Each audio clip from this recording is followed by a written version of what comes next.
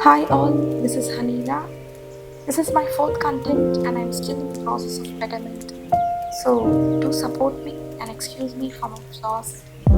Yet today we are to meet with another important niche, something about parenting.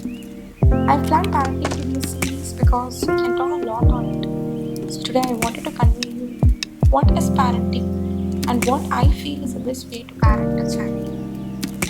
So parenting is the most happiest and the most frustrated part of life. All parents feel blessed to see their child, their naughty behavior, the way they speak, and a lot more. But on the other hand, when they get into tantrums, all parents start losing their control, including me. But in my experience, I believe in a strong element. Like your children just reciprocate what you do. So if I am sweet to my daughter, she's sweet.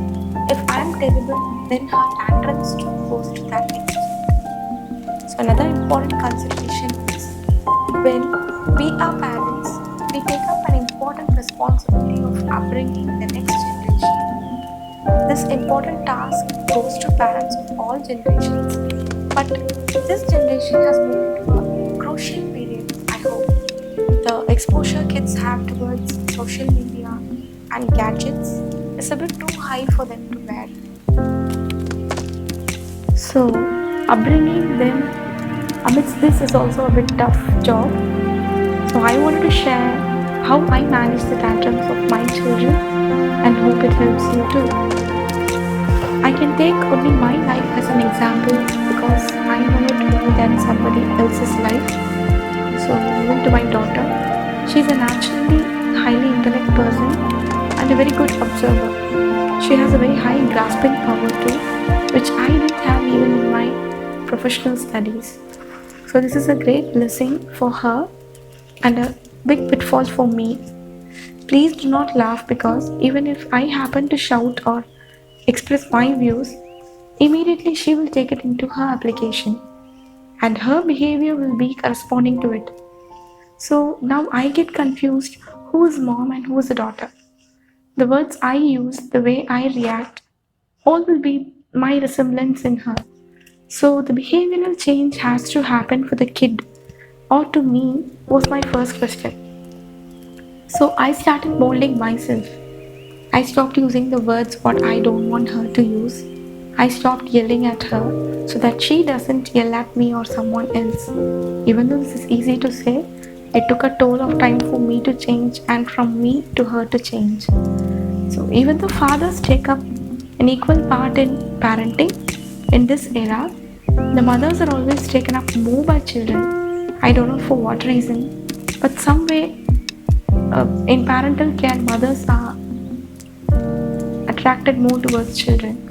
So I had to be molded a lot before I could mold my daughter.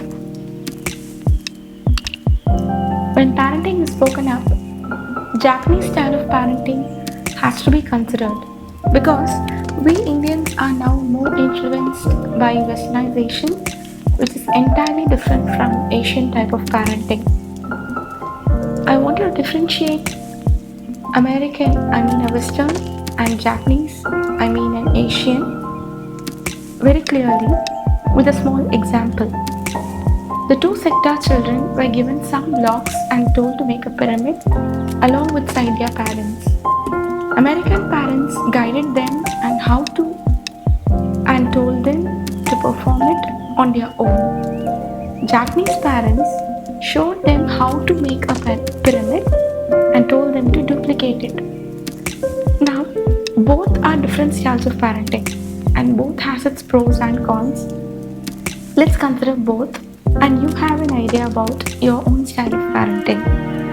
If you follow the Western style of upbringing, then you give more importance to the individuality of the child. But if you follow the Japanese style of parenting, it's like portraying a child, these are the do's and don'ts, and you abide by it so that you can live better. They put forward ethics even before parenting. So, both are good styles of parenting only. But it's up to us to take which is better or which suits us. Now, what happens in India is we are trying to involve all types of parenting and we end up lost somewhere.